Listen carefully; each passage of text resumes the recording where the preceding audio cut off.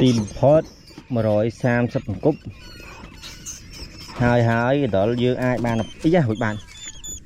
ban là phay kilo bằng một đò hía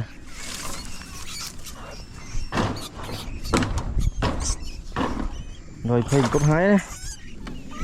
chơi như làm sọt to môi khách vì bột hụt thì bà ho lại ní vì thời bà ho tua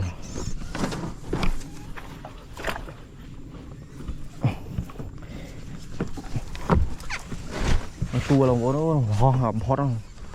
mệt mà cục pin tua ơi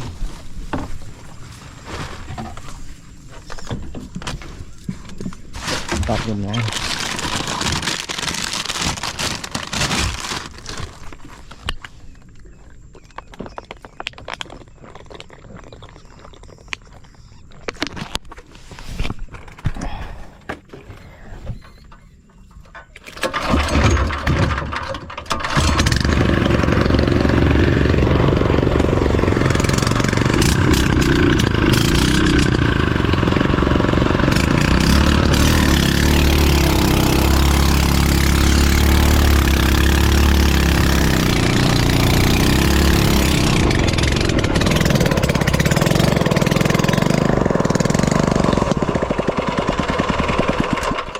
sao là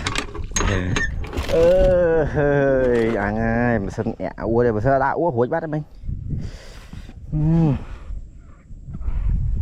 sệt đau nha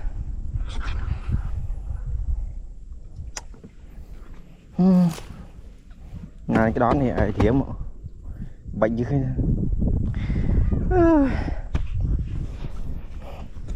chọc bằng bố nữa kìa